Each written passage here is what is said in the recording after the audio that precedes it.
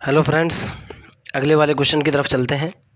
लेकिन question start करने से पहले आपको क्लियर कट बता दूं, मेरे चैनल के ऊपर फ्री ऑफ कॉस्ट कुछ भी नहीं है। ओके, क्वेश्चन ये है कि a heavy particle describe a path given by cos psi is equal to f of, यानी function of rho cos Sai.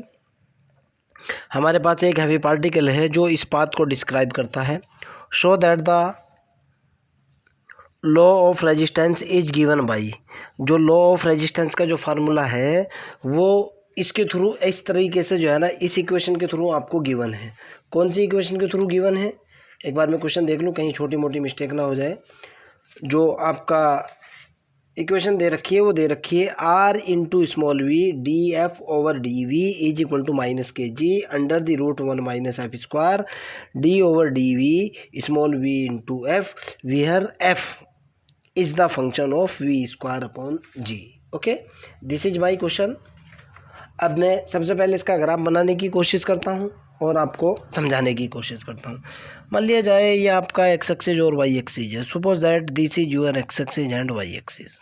पहले एक्स एक्सिस ही ले लो आप, ये आपका एक्स एक्सिस है और ये आपका वाई एक्सिस है।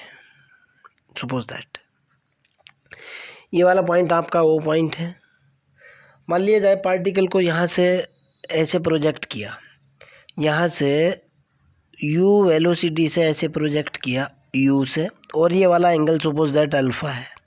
ओके, तो जाहिर सी बात है जो पार्टिकल का जो पाथ होगा वो यहाँ से ऐसे बनता चला जाएगा। मान लिया थोड़े टाइम के बाद, पार्टिकल पॉइंट P के ऊपर है, इस पॉइंट P के ऊपर है ये वाला पॉइंट। ओके, मैंने क्या किया, इस पॉइंट के ऊपर एक टेंजेंट डाली, इस पॉइंट P के ऊपर मैंने एक टेंजेंट डाल दी और ये टेंजेंट एक्स एक्सिस को पीछे मिलाती है यहाँ। क्लियर है ना, ये टेंजेंट डाली। ओके, आगे की तरफ चलते हैं। इस पॉइंट P के ऊपर जो है ये मेरी PT टेंजेंट हुई। सपोज दैट ये वाला एंगल मेरा टेंजेंशियल एंगल साई है। पॉइंट O से पार्टिकल को प्रोजेक्ट किया गया, u वेलोसिटी से प्रोजेक्ट किया गया, अल्फ़ा कोण से प्रोजेक्ट किया गया। कुछ टाइम के बाद पार्टिकल पॉइंट P के ऊपर है। पॉइंट P के ऊपर मैंने कर्व के ऊपर एक टेंजेंट डाली। ओके, और पॉइंट P के ऊपर वेलोसिटी के कंपोनेंट देखे। वेलोसिटी तो इस तरफ है, मैंने इसके हॉरिजॉन्टल और वर्टिकल कंपोनेंट देखे। एक कंपोनेंट ये देखा मैंने और दूसरे वाला कंपोनेंट इधर देखा। ओके, जाहिर सी बात है जितना एंगल ये है उतना ही एंगल ये होगा। मान लिया यहाँ वेलोसिटी का कंपोनेंट u है, तो u बराबर कितना होगा, आप भी जानते हो v कोस साई होगा। v कोस साई, सोचने वाली बात है। ये जो कंपोनेंट होगा ये होगा कितना, v साइन साई। क्लियर है ना। इस पॉइंट के ऊपर जो पार्टिकल है उसका जो वेट है, अब यहाँ समझने की कोशिश करना। इस पार्टिकल के ऊपर एक नॉर्मल, सबसे पहले तो वेट की बात करता हूँ। पार्टिकल के ऊपर वेट जो काम करेगा वो नीचे की तरफ ऐसे काम करेगा, mg। ओके, इसके ऊपर एक नॉर्मल रिएक्शन, अगर ये टेंजेंट है इसके ऊपर एक नॉर्मल डालूंगा, नॉर्मल ऐसे होगा। ये देखो आप, ये तो टेंजेंट है, ये देखो ये तो टेंजेंट जा रही है, इसके ऊपर एक नॉर्मल होगा, ये n। ये मैंने n मान लिया, ये पार्टिकल का वेट होगा mg अगर ये वाला पॉइंट P है। ओके, और जाहिर सी बात है ये टेंजेंट पीछे मिलाने के बाद यहाँ साई एंगल बना रही है। ओके, तो ये वाला एंगल भी कितना होगा, साई ही होगा। क्लियर। इस डायरेक्शन में इसका रेजिस्टेंस फोर्स काम करेगा, जो क्वेश्चन के अकॉर्डिंग जो है ना दिया हुआ होगा, या दिया हुआ है जो भी कुछ है इसके अंदर, तो इस ऐसा कुछ दे नहीं रखा है। क्लियर, समझ आती है मेरी बात, नो प्रॉब्लम।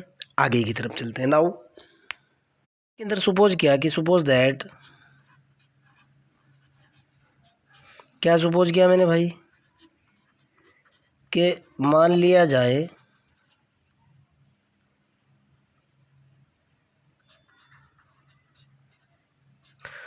पर unit mass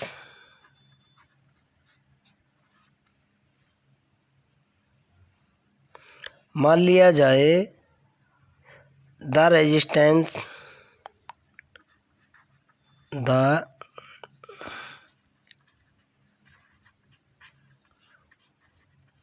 resistance for per unit mass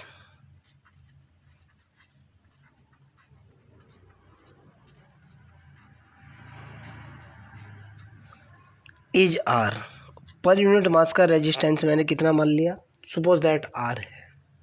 okay, मैंने ये पहले ही बताया है, मैं इसको लिख भी रहा हूँ। नाउ सपोज दैट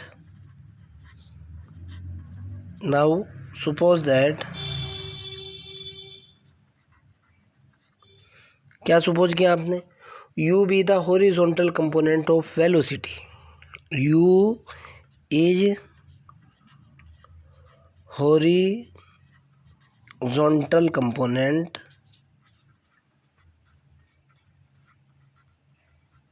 अगर हॉरिजॉन्टल कंपोनेंट वेलोसिटी का क्या हो, okay, u is the horizontal component of velocity, अगर ऐसा हो तो जाहिर सी बात है u बराबर होगा v कोस साई।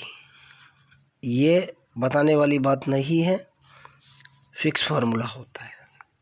क्लियर है ना।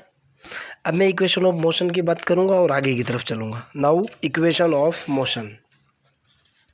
ओके, एक रिजल्ट तो मेरे पास सीधा सीधा आ चुका है बच्चों, यहाँ से जो निकल करके आया है, ये देखो अब आप, एक तो मेरे पास निकल चुका है कितना u बराबर कितना निकला हुआ है, u बराबर है v cos psi. Suppose that ये मेरी इक्वेशन नंबर 1 है। Okay, now equation of motion की बात करता हूँ भाई, मैं देखता हूँ कौन कौन सी बनती है। टेंजेंशियल और नॉर्मल की बात करूँगा। इक्वेशन ऑफ मोशन, ओके, सबसे पहले एलोंग हॉरिजॉन्टल ले लो आप, एलोंग हॉरिजॉन्टल, हॉरिजॉन्टल मतलब ऐसे। ओके, कितना हो जाएगा भाई, स्टार्टिंग वेलोसिटी क्या है आपकी, u है, तो इक्वेशन ऑफ मोशन कितना हो जाएगा, ये हो जाएगा du/dt इज इक्वल टू होगा माइनस के r cos psi. Clear, this is suppose that equation second. Okay, equation of motion along normal, equation of motion normal के अलोंग ले लो भाई आप,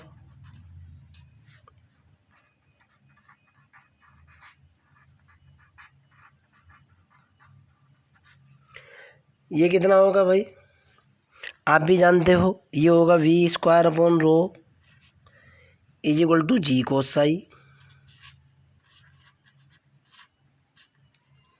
क्लियर,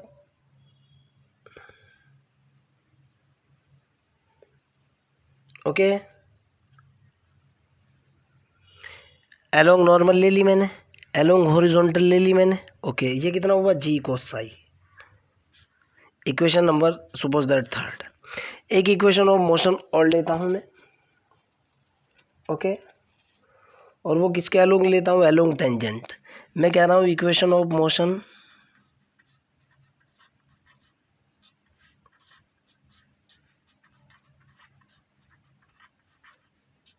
एलोंग टेंजेंट क्या होगी भाई,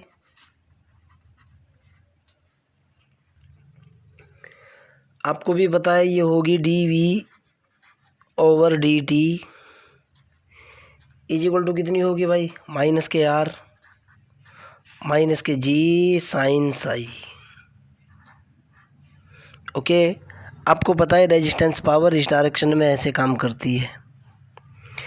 एलोंग टेंजेंट की अगर मैं बात करूँगा, एलोंग टेंजेंट माइनस के r होगा और माइनस के होगा g साइन साई। दूसरी तरफ मेरे पास क्या होगा, dv/dt होगा इज इक्वल टू जी कोस, एक तो जी कोस साई होगा, और सॉरी ये तो एलोंग टेंजेंट हुई, एलोंग नॉर्मल होगा मेरे पास g cos psi only. Clear, फिर बता रहा हूँ, this is equation of motion along horizontal, normal के एलोंग v²/r होता है इज इक्वल टू होगा g cos psi. Equation of motion along tangent normal इस डायरेक्शन में है, सपोज दैट ये n है, इसके अकॉर्डिंग ये होगा जी कोस साई, टेंजेंट के अकॉर्डिंग होगा मेरे पास r minus k g sine Sai. Clear, आगे की तरफ चलते हैं। अगर ये हो चुका तो अब आपका क्वेश्चन बहुत आसान है, आपको कुछ भी नहीं करना है, सीधे रिजल्ट उठाते हुए चलना है और रिजल्ट आने शुरू हो जाएंगे आपके वेरी इजीली। देखो अब मैं क्या करूँगा भाई,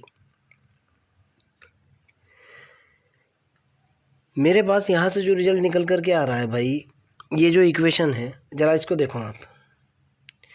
मेरे को क्वेश्चन के अंदर जो है ये बन रहा है, मेरे को गिवन है, उसके बाद आगे का यूज़ करूँगा मैं। गिवन दैट, क्या गिवन है, cos psi is equal to f rho cos psi दे रखा है ना। Cos psi is equal to f rho cos psi. Cos psi is equal to f rho cos psi. Equation number third से f rho cos psi की value निकालो from third equation. From ये जो मेरे पास थर्ड इक्वेशन है, मैं इसका use करूँगा। ये कितना हो जाएगा भाई, ये है v square upon rho is equal to g cos Sai.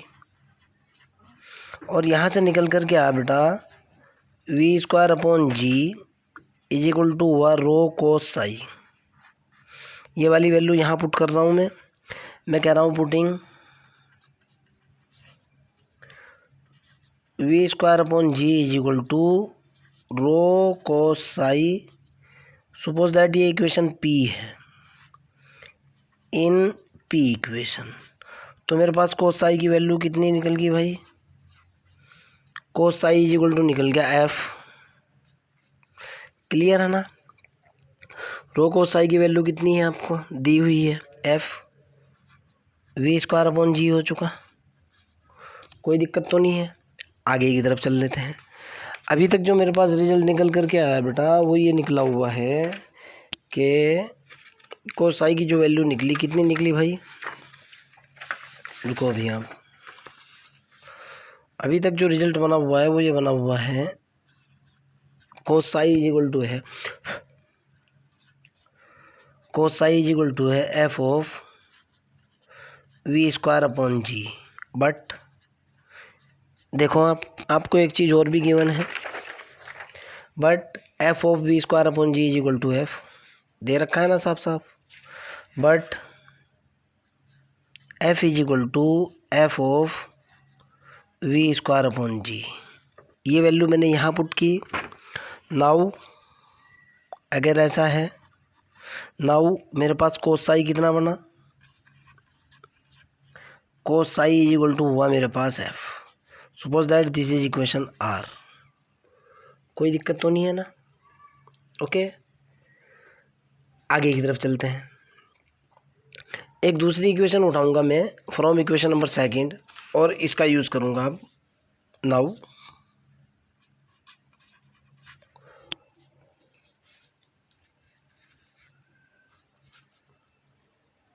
From equation second,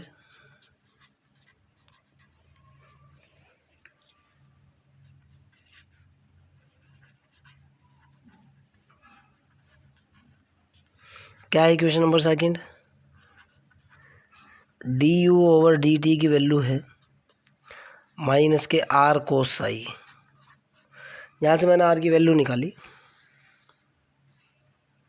are is equal to कितना निकल गया भाई, आर इज इक्वल टू हुआ माइनस 1 अपॉन कोस साई, तो ये हुआ into d u over d t. Cos psi की value डालो, but cos psi is equal to कितना है भाई, एफ है। Cos psi is equal to कितना है, एफ। तो आर कितना निकल गया, then R is equal to जो हुआ माइनस 1 अपॉन एफ, तो ये हुआ। Clear. D over d T into you. आगे की तरफ चलते हैं। बट u बराबर कितना है, आपके सामने है, देखना अभी। देखो आप, u बराबर कितना है, v कोस साई, ठीक है ना। बट u बराबर कितना, v कोस साई, और कोस साई इज इक्वल टू कितना है, बराबर है f के। निकाल चुका हूँ, ये देखो आप। तो u बराबर कितना हो जाएगा, u बराबर हो जाएगा vf। क्लियर। अब यहाँ वैल्यू पुट करूँगा मैं। सपोज दैट ये मेरी इक्वेशन s है, now putting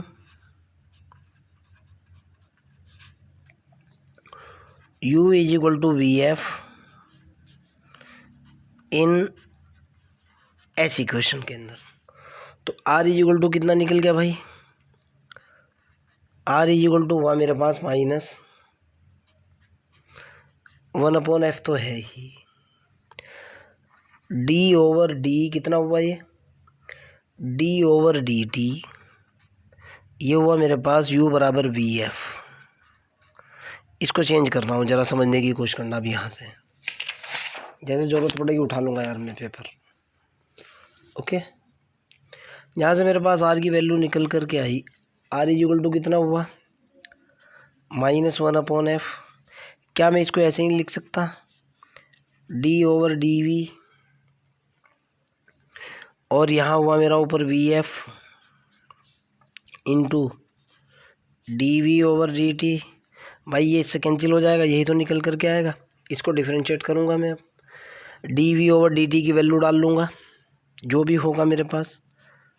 r is equal to कितना निकल करके आया, -1/f निकल गया, d ओवर डी वी निकल गया, वी एफ निकल गया, into d v over d t. यहाँ तक आपत्ति? नो, आगे चल लेते हैं भाई, अगर आपत्ति नहीं है तो। ओके, अब आगे की तरफ चलते हैं भाई। अगले स्टेटमेंट का यूज़ करूँगा, अगले रिजल्ट का यूज़ करूँगा।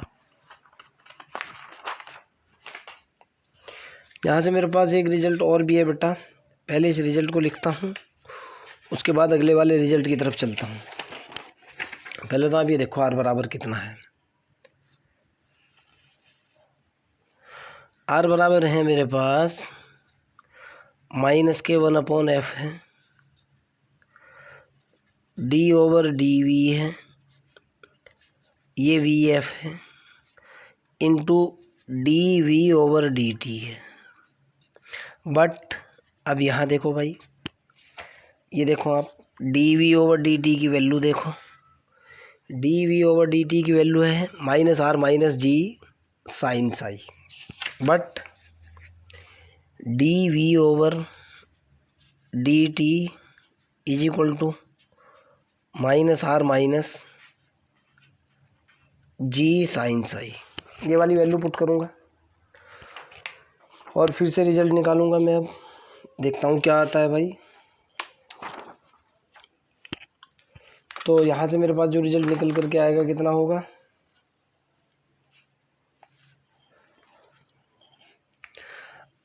ओके, ये यहाँ पुट करूँगा मैं।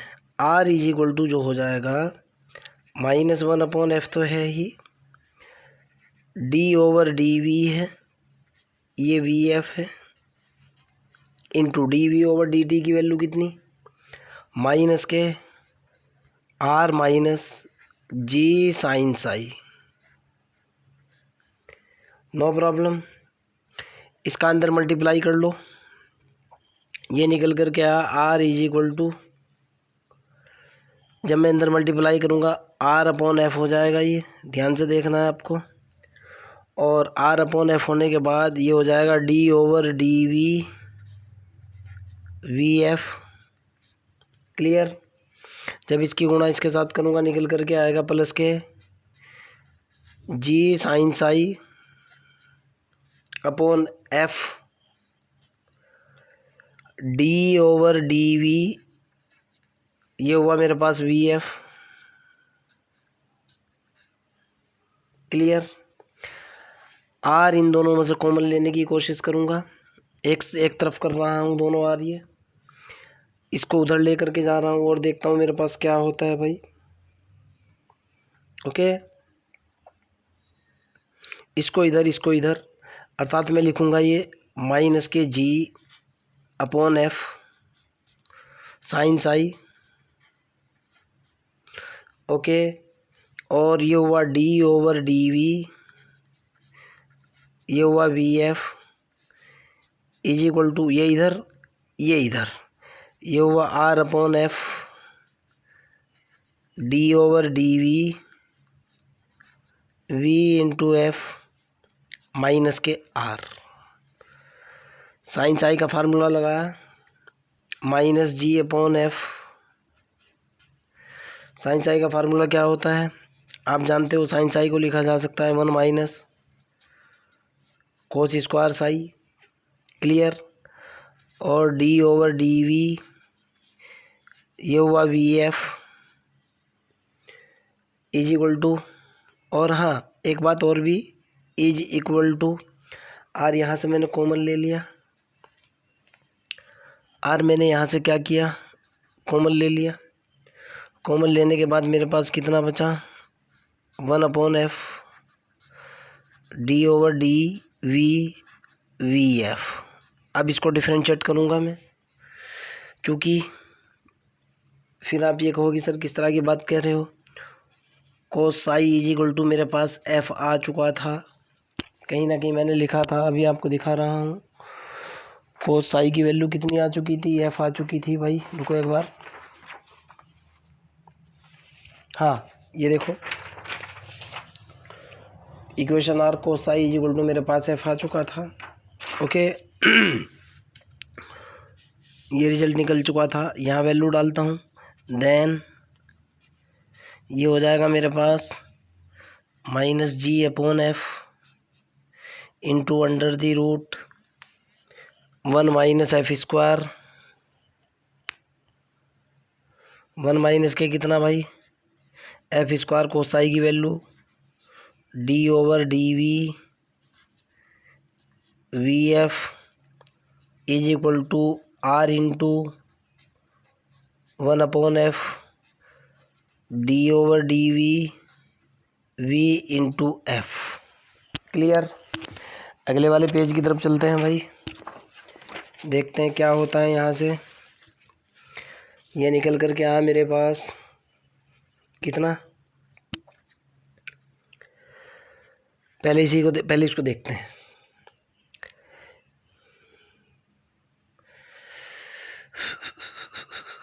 आर तो ये हुआ, इसी को लिख लेता हूँ, minus g upon f under the root 1 minus f square D over D v v f is equal to ये हुआ आर अपॉन एफ। तो ये हुआ भाई सीधा सीधा, आपको भी दिख रहा है। इसको डिफरेंशिएट करना हूँ, first as it is differentiation of second, f as it is d v over D v plus v as it is d F over D v. इस एफ से ये एफ कैंसिल, आगे की तरफ चलता हूँ क्या आता है। ये निकल कर क्या, minus k g under the root 1 minus f square D over D v v f is equal to are into, यहाँ से देखो भाई आप क्या आ रहा है, ये तो हो चुका कितना 1,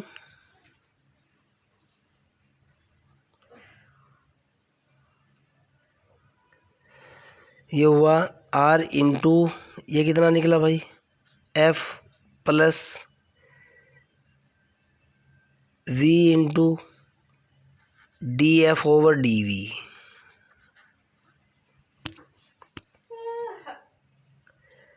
क्लियर है ना।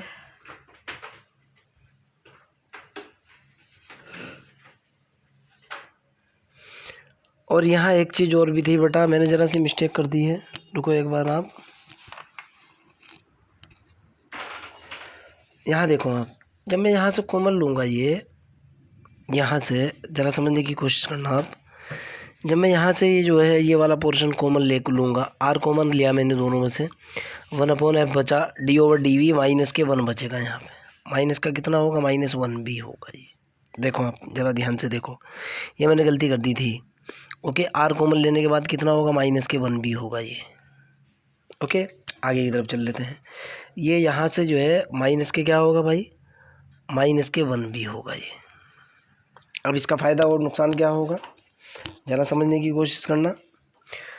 यहाँ से जो है ये डायरेक्टली अब एफ कैंसिल आउट नहीं होगा, ये एफ़ यहाँ मल्टीप्लाई में आ जाएगा, ओके। और ये माइनस का एफ़ होगा यहाँ पे, सोच करके देखो आप।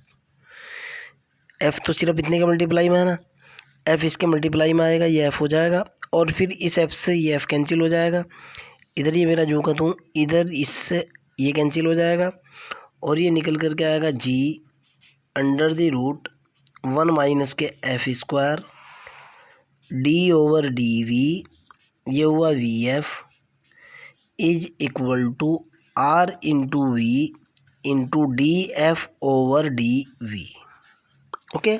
छोटी सी मिस्टेक कर दी थी मैंने, फिर बता रहा हूँ आपको बेटा। देखो आप समझने की कोशिश करो, इन दोनों स्टेप के अंदर से जैसे ही मैं आर कॉमन लूँगा, आर कॉमन लेने के बाद ये तो बचेगा 1/f बचेगा, यहाँ माइनस के 1 बचेगा ये स्टेप बचने के बाद। अब ये वाला कोस आई की वैल्यू तो एफ है ही, मैं यहाँ वैल्यू डाल करके चलूँगा, इधर माइनस के 1 आता रहेगा, यहाँ माइनस के 1 होगा। जब मैं इसकी गुणा इसके साथ करूँगा माइनस के एफ़ हो जाएगा। और एफ़ जो है ये देखो आप, मैं यहाँ एफ़ लिख रहा हूँ, यहाँ भी मैं बटे में एफ़ लिख रहा हूँ, इस एफ़ से ये एफ़ कैंसिल हो जाएगा, ओके। आप यहाँ से कैलकुलेशन कर लो, या यहाँ एलसीएम लेने के बाद इस एफ़ को यहाँ ले आओ, इधर एफ़ से एफ़ कैंसिल कर दो, ये आपका रिजल्ट आया। और यही रिजल्ट क्वेश्चन के अंदर पूछ रहा था। देखो अभी आप क्वेश्चन के अंदर सिद्ध क्या करना था आपको सिद्ध करना था, जरा दोनों को मैच करके देखता हूँ। Minus k g under the root 1 minus f square D over D v v f r v d F over D v, clear. यही आपका प्रूफ था। कई बार छोटी मोटी मिस्टेक हो सकती है, ओके बाय।